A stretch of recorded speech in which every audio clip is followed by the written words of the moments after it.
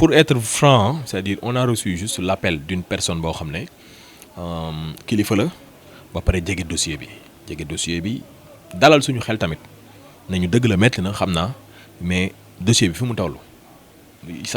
nañ sant yàlla quoi li ci topp bari li ci des bareetul mais je préférerais pour ne pas compliquer le dossier parce que mun ngeen génn wax loo xam ne c'est en l'encontre de ñoom li ñuy def wala ngeen waxee noo xam ne les gens se rétractent xamoo quoi affaire de wax ci dossier bu nekk juste dafa compliqué ñu ne ngeen préférer ngeen bañ ci wax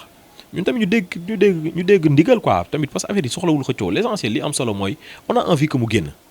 nañu yàlla jàppale rek ñu ngi ñaan ñoom tamit ñu jël dossier bi jël ko daal def ci yitte xam ne li tax nit ñi di sonn du parce que juste dañ ko jàpp déedéet c'est que façon nit bi la du parce que rek dañ ko jàppale yàlla mi ñu tim xam ne nekkul on fait pas de la solidarité juste parce que c'est un manager boo xam ne gars yi dañu xam jikkoom dañu xam kan mooy Djidiack baaxam bëriwul kuy mel ni moom fii ci milieu bi surtout milieu culture dafa compliqué nit ñi dañu bëri changement Djidiack depuis que ko xam ba nga ko xamee ba léegi ni mu mel noonu la mel et li muy def ci lu baax noonu la koy defee te nit munoo baax lu dul ci li nga nekk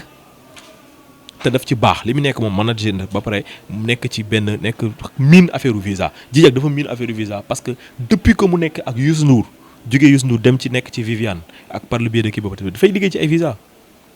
donc daf ko miin. Man bi ma demee ut ay information aw ma information yooyu yëpp man après sax bi may yëg ne juste avant tabaski bi laay doog yëg ne kooku dañ ko bàyyi peut-être parce que bëgguñu ma ko woon wax je sais pas qu'est-ce qui s'est passé man moom xaw ma mënu ma wax lu ma xamul mais de toute manière man li ma intéressé woon ça n'a jamais été waa ji li ma intéressé man mooy Djidiack dinañ ci topp nag wax ci liñ ci war a wax lan moo ko tax ñu téye ko ba tey bu doon ki ma wax dafa ma wax ne ma lii moo tax ñu téye ko ba tey dinaa ko wax parce que man je pense que toll naa fenn foo xam ne man affaire bi fi ma toll dafa dépassé mais li ma bëgg mooy ñu bàyyi ko te dañuy ñaan on force pas on fait pas de critique on fait juste que jot na pour ñu génnee ko léegi nag di ñaan yàlla ñu génnee ko loolu rek la ñuy def non parce que c'est juste mi ngi mel ni tey nga ne comptable bi lan moo ko boolee xaalis c'est son boulot le manager représente l'artiste l'artiste doit voyager on n'a jamais encore vu Youssou Ndour qui est la référence dem ambassade di toppatoo ay visa wu ay kiiwam mosuñu ko gis c'est des gens qui travaillent avec lui mu jël kenn doté ko loolu ko dama nga toppatoo ji ko même ba Youssou Ndour ba léegi nii bu soxlaa visa dafa nga ko koy toppatool boo dee tukki d'accord quand je dis pas que dafay uti visa wala uti visa parce que peut-être qu'en ce moment c'est une diplôme mais en tant que non mais xam nga waaw xam nga mais yàgg nañ ko di ko wax. fi amaat cas boo xam ne c'était le frère de Coumba Gawlo te jëlul woon dañu dem ñu déglu ko ñu bàyyiwaat ko Djidiack moo fi nekk de ak kan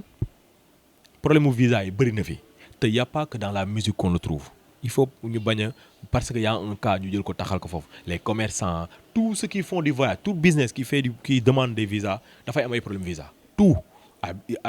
immobilier yëpp tant que da ngay am y a des foires ça n'a rien à voir foire yoo xam ne dafay kii sax nga ciy dégg ay coow yooyu. Donc ce n'est pas un problème de manager ou non manager lu tax nag ñuy tudd manager je suis d'accord qu'on se pose la question mais c'est parce que c'est eux les administrateurs auprès des artistes un administrateur moom mooy wax affaire këyit visa affaire këyit la c'est juste ça bu dee da nga war a dem tukki par exemple nga war a dem benn date amul procuration amul dara par exemple tey Pello sama groupe la dafa war dem tukki war a dem jouer ji benn dëkk ki ko def ki organiser moom moo may wax ne ma gars yi dañu war a ñëw ñu xool ma yónnee ko dossier d'artiste bi dossier groupe bi mais dossier groupe bi mënoo ci bind 4 personnes ba pare dem def demande de visa pour 6 personnes le dossier d'artiste surtout groupe bu ñu xam nga groupe bu mel ni groupe bu Tafa 4 personnes je peux donner un exemple concret wax lii ak lii ak lii amul problème mais un groupe qui est le groupe de Viviane connu nga xam ne yàgg nañ voyager mën na am ay absence ñu remplacer ko mais yow on va jamais courir le risque de prendre une nouvelle personne boo xam ne mësul tukki parce que problème bi ñuy bañ mooy mën na daw. moo tax li ngay def tu prends un groupe connu bu dee groupe bu connu la ñu ko invité ko tu prends des gens yoo xam ne ils ont déjà voyagé pour éviter le problème de refus de visa parce que refus de visa bi li mu lay yàqal moo ëpp mooy date bi da ngay perte waa ji avance na la ba pare da nga waroon dóor loolu mu daanu nga jàll ci leneen dóor boobu mu daanu dootul amati ainsi de suite donc si vous êtes après en contentieux comment on fait pour avance bi et tout ça loolu du la ko jaral xam nga yooyu peut-être buy am ci groupe boo xam ne kenn xamu ko mais groupe yi nga xam ne dañu siiw léegi ñu xam leen c'est pas évident mënul waxuma nag xam nga dëkk on est dans un monde où les xam-xamu def dóor dil mi ngi fi quoi mais c'est pas évident parce que tey Viviane combien de fois le groupe am voyagé tey bu dul dara amul ambassade boo xam ne amul dossier groupe bi waaw mais des fois day am ay kii Sidi Diop bi ñu ko fiy refuser ay kii am groupe am rek la woon boobu moom doo doon voyage groupe am kese la ñu refuser leen parce que ñu ci bëri dañu mësuloon voyager c'était ça l'argument. xam nga loolu ñoom ñoo moom seen ay visa il faut ngeen comprendre aussi que le produit des visas du problème ak force ce dossier mun na mat ñoom bu ñu jàppee ne waruñu la may duñu la may loolu après intervention rek la mais kenn mënu leen forcer ne leen par force da nga leen war a may niñ ko defaree leen ni loi yi bindoo la ñoom am nañ latitude du bañ parce que demande la gis nga lu ma wax demande de visa la demande mais nit boo ko demandé bu ko neexee bañ.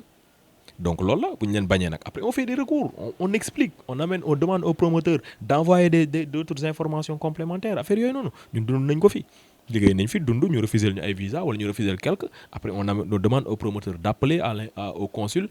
expliquer consul bi yónnee ay papiers yónnee ay affaires complémentaires yónnee ay assurances groupe bi wala ñu woo lead vocal bi ne ko il faut que tu fasses des garanties pour tel ak tel ainsi de suite il y a beaucoup de protocoles qui se passent en bas doo leen ko xam mais li ñu ci war a def moom mooy liggéeyu administration boobu ma la wax li nga war def ngay def rek ba tukki bi am bu tukki bi amulee date bi passé na après on reprend ak promoteur bi comment on fait pour se rattraper sur lii parce que jotoon nga avance ainsi de suite et après on passe à autre chose. daan jaay xaw ma ci dara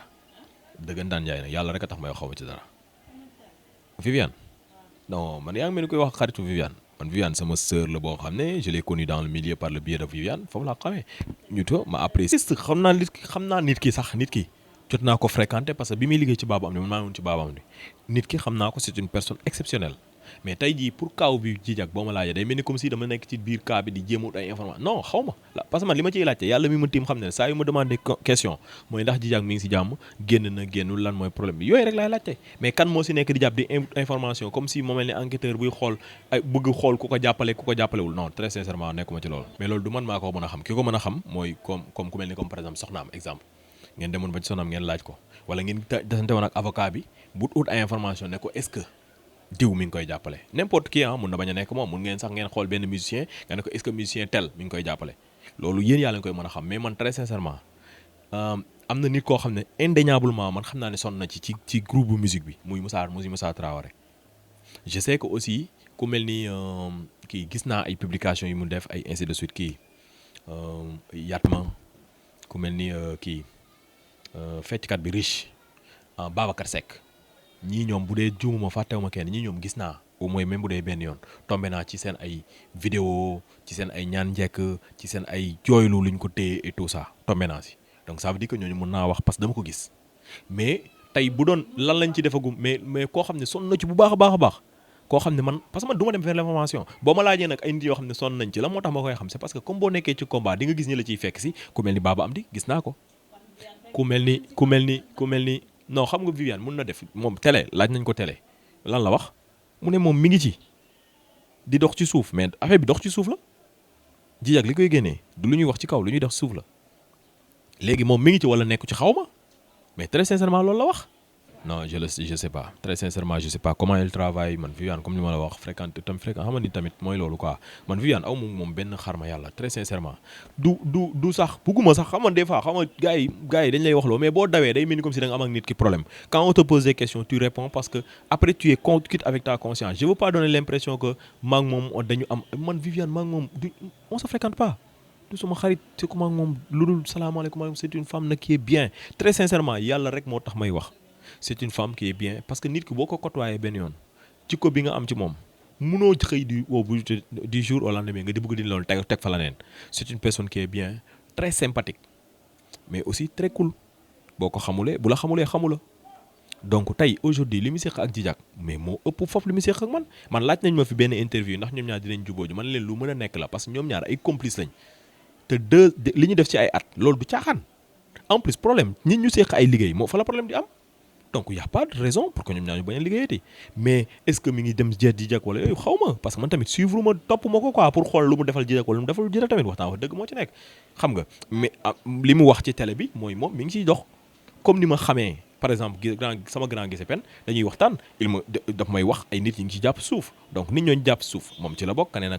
ci la bokk mais je peux pas parler ndax mi ngi koy def wala déet